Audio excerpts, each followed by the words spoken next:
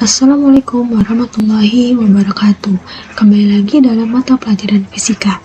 Hari ini kita akan mempelajari materi mengenai vektor. Pernah gak sih kalian ngasih kode ke temanmu dengan kalimat begini? Ada yang keren bening tuh 2 meter arah jam 9 dari kamu. Tentu kalian pernah mendengar kalimat seperti ini. Secara tidak langsung kalian sudah membicarakan mengenai vektor dalam kehidupan kalian.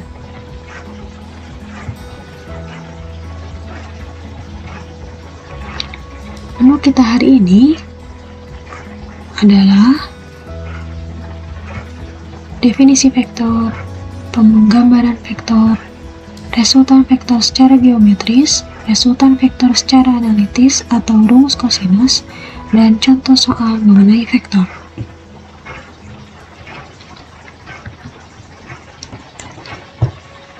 Besaran fisika. Di pertemuan sebelumnya, kita telah mempelajari besaran fisika yang terbagi menjadi 2, besaran pokok dan besaran turunan.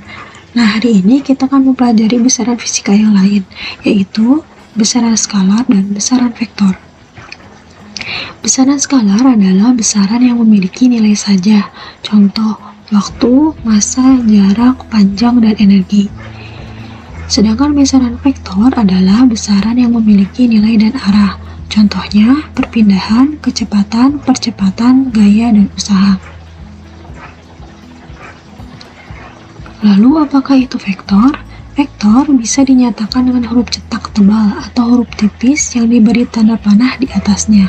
Misal vektor gaya F atau F tanda panah di atas. Digambarkan dengan sebuah garis panah yang mempunyai titik pangkal dan titik ujung. Ini misalnya panahnya, lalu ini adalah titik pangkalnya, dan yang ada kepalanya disebut titik ujungnya. Panjang garis panah menunjukkan nilai vektor dan arah panahnya menunjukkan arah vektornya. Penggambaran vektor. Misal saya mempunyai vektor F, lalu bagaimana dengan vektor 2F? Maka 2 kalinya lebih panjang dibanding vektor F.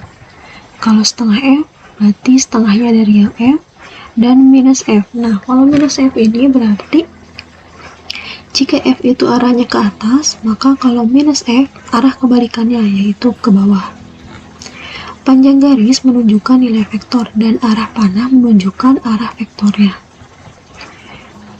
Arah vektor biasanya dinyatakan dengan arah mata angin, utara, barat, timur, atau selatan. Resultan vektor.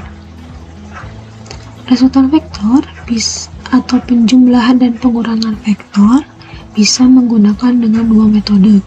Yang pertama metode geometris atau grafis, dan yang kedua metode analitis.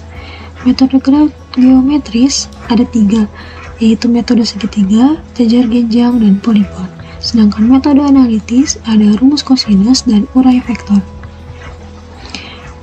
Yang pertama kita akan mempelajari mengenai metode resultan vektor dengan geometris atau grafis.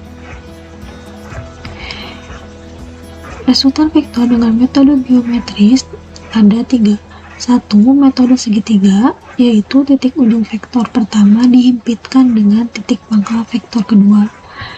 Metode jajar genjang, titik pangkal vektor pertama dihimpitkan dengan titik pangkal vektor kedua. Sedangkan metode poligon prinsipnya sama seperti metode segitiga, hanya vektornya lebih dari 2 buah. Contoh soal resultan vektor. Saya mempunyai vektor F1, F2, lalu carilah F1 plus F2, F1 min F2. Kita menggunakan metode segitiga dan metode jajar genjang, karena ini di soal ada 2 vektor.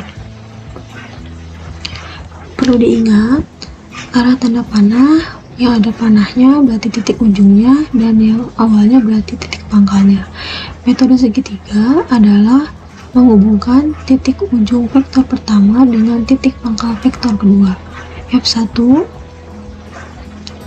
ini titik ujungnya, ini titik pangkalnya, ini titik ujungnya, lalu kita hubungkan dengan titik pangkal vektor F2. Lalu resultannya adalah ujung titik pangkal F1 dengan F2. Lalu metode jajar genjang F1, F2, lalu kita beri tanda garis bantu yang mencerminkan F2 dan yang mencerminkan F1, lalu kita hubungkan. Ini metode jajar genjang. Sedangkan bagaimana dengan F1 min F2? Min F2 berarti F2 nya yang awalnya arahnya ke kanan, kita rubah menjadi arahnya ke kiri. Nah, F1 min F2 bisa juga ditulis dengan F1 ditambah min F2. Metode segitiganya F1 min F2, F1 min F2 disatukan. Lalu metode jajar genjang F1 min F2 kita kasih garis bantu F1 garis bantu F2, lalu kita hubungkan. Contoh soal vektornya F1, F2, dan F3. Carilah resultan vektor F1 tambah F2 tambah F3 dan yang B F1 ditambah F2 dikurangi F3. Karena ada 3 vektor, maka kita akan menggunakan dengan metode poligon. Prinsipnya sama seperti metode segitiga. Yang A F1, F2, F3. Lalu kita hubungkan titik pangkal F1 dan titik ujung F3. Lalu bagaimana dengan minus F3? Yang awalnya F3 itu ke atas, kita buat menjadi min F3 yang arahnya ke bawah. Sehingga metode poligonnya F1, F2, F3. Dan resultannya adalah titik pangkal F1 dengan titik ujung F3. Tadi kita sudah mempelajari mengenai resultan vektor dengan metode geometris atau grafis. Sekarang kita akan mempelajari metode analitis. Pertemuan kita hari ini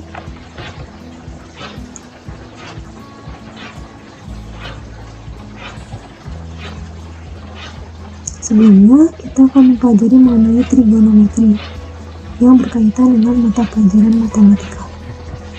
Trigonometri adalah cabang ilmu matematika yang mempelajari hubungan panjang sisi segitiga siku-siku dengan sudut lancipnya. Misal saya mempunyai segitiga A, B, dan C, lalu ini ada sudut lancipnya, kita beri nama alfa. B sampai C disebut X, yaitu sampingnya. B sampai A kita sebut Y atau depannya, depan dari sudut lancipnya. C ke A disebut miringnya atau R-nya. Di trigonometri kita mengenal cos, sin, dan tang.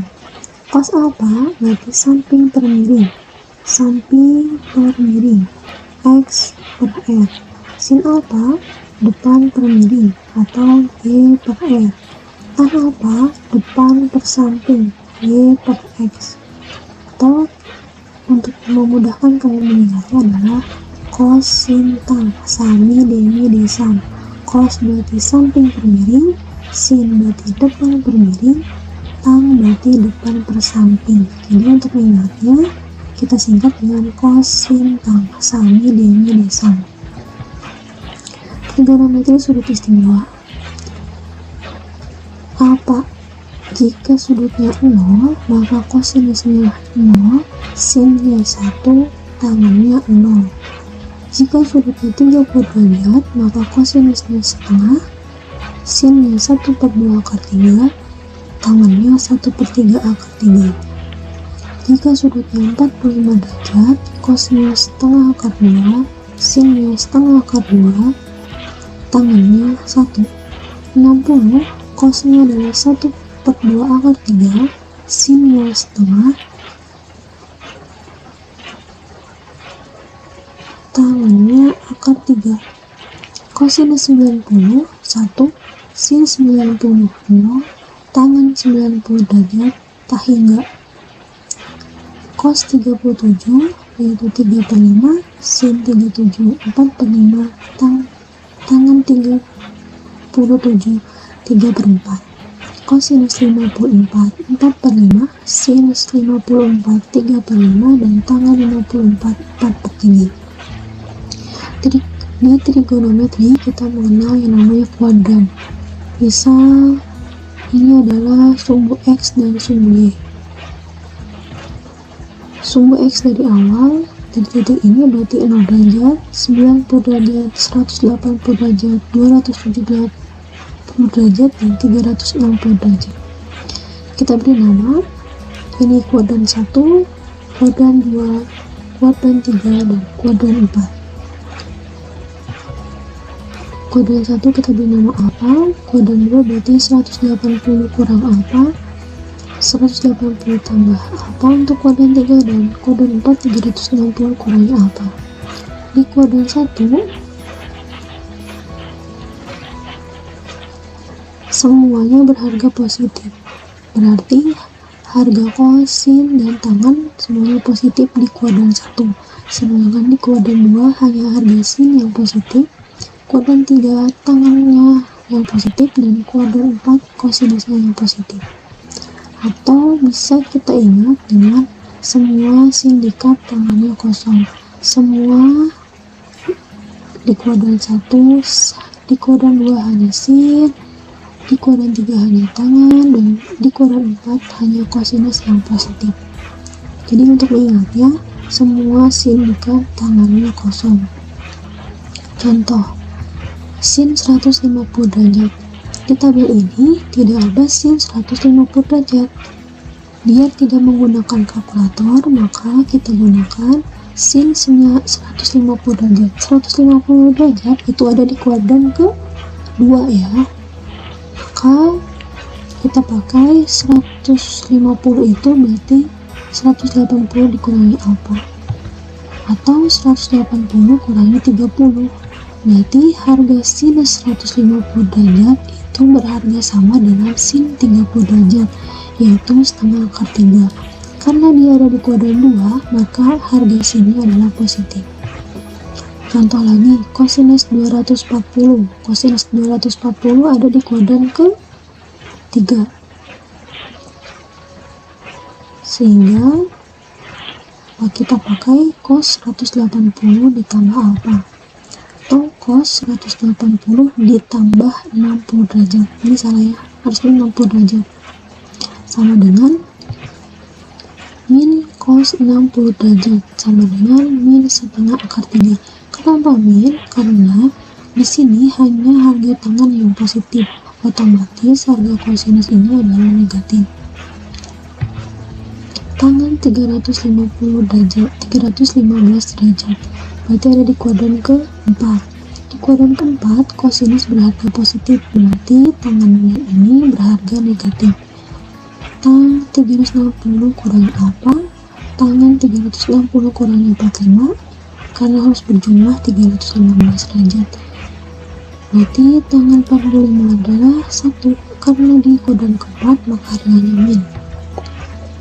Resultan vektor berikutnya, kita akan mempelajari meresultan vektor secara analitis dengan rumus kosinus. Rumus kosinus. Jika kita mempunyai vektor F1, F2, maka resultannya secara metode jajar genjang didapatkanlah seperti ini.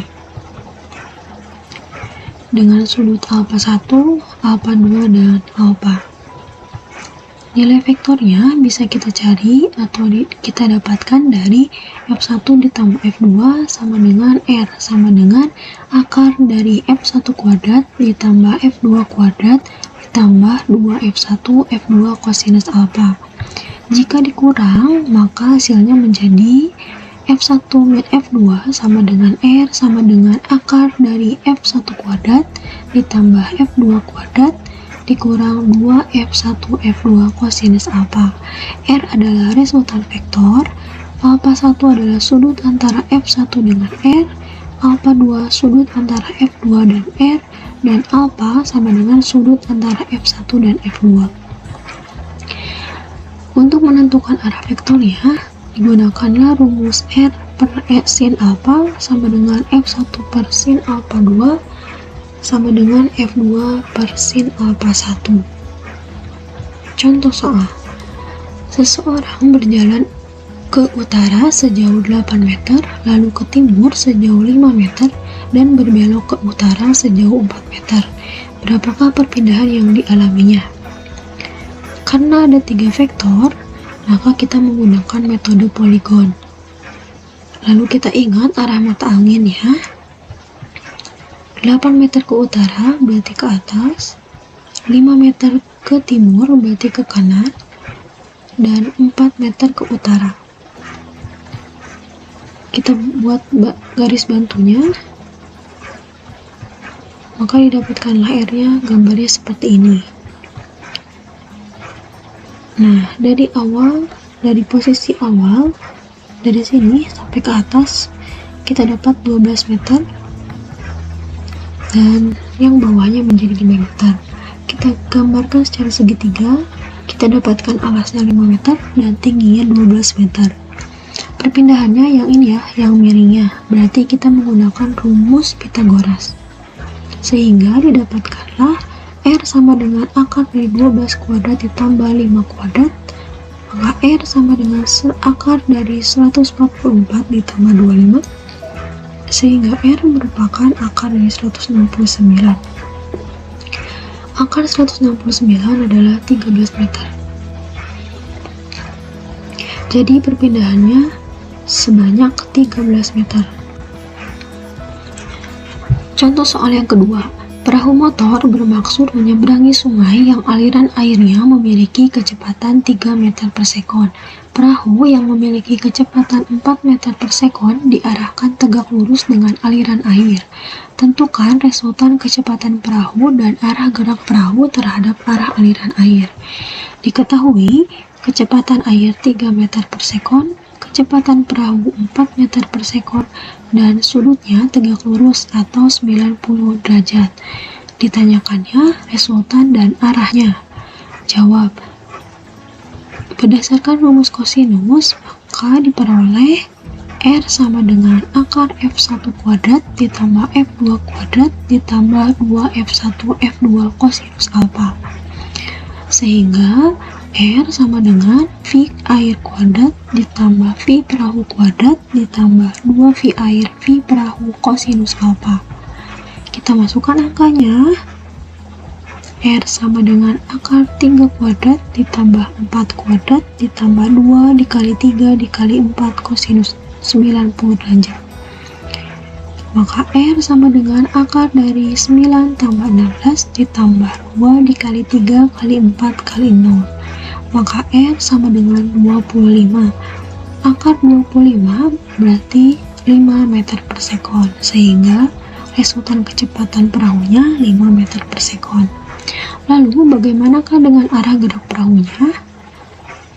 Arah perahu berarti ke atas, arah air ke bawah, ke pinggir. Ini alat bantunya, secara resultannya alpha adalah perahu, sudut antara perahu, gerak perahu dengan gerak airnya. Theta adalah sudut antara kecepatan air dengan resultannya yang akan ditanyakan. Berarti R sinus A per sinus alpha sama dengan V air per sinus theta. 5 per sin 90 sama dengan 3 per sin theta. 5 per sin 90 adalah 1, berarti 5 per 1 sama dengan 3 per sinus theta. Kita kali silang, 3 kali 1 sama dengan 5 sinus theta. Berarti sinus theta-nya 3 dikali 1 per 5. Sin theta sama dengan 3 per 5. Berarti yang harga sinnya 3 per 5, berarti sudut 37 derajat. Jadi kecepatan perahu karena pengaruh air adalah 5 meter per sekon yang berarah 37 derajat terhadap aliran air. Contoh soal nomor 3. Sebuah balok ditarik dengan gaya F1 8 Newton, F2 10 Newton yang membentuk sudut apit 60 derajat. Tentukan A. Resultan dua vektor tersebut dengan rumus kosinus, dan B. Arah resultan gaya terhadap F1.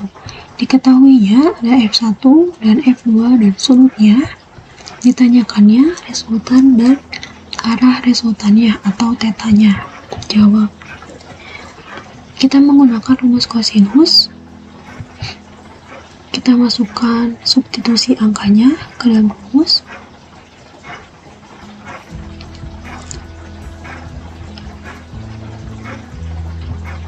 Sehingga didapatkanlah 15,6 Newton. Lalu bagaimanakah dengan arah resultan gayanya? Ingat dengan rumus arah vektor. Karena yang ditanyakannya adalah arah resultan gaya terhadap F1, maka kita hilangkan F1-nya sehingga rumusnya menjadi R per sinus alfa sama dengan F2 per sinus theta. Maka kita substitusi angkanya.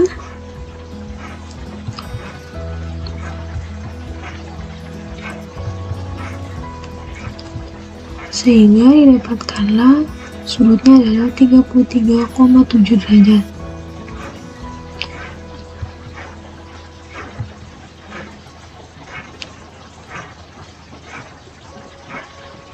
Oke, ada yang bilang bahwa you are what you think. Jika kamu berpikir bisa, maka kamu akan bisa. Jika kamu berpikir tidak bisa, maka kamu akan tidak bisa. Positive thinking, positive feeling, and positive vibes. Oke, terima kasih. Wassalamualaikum warahmatullahi wabarakatuh.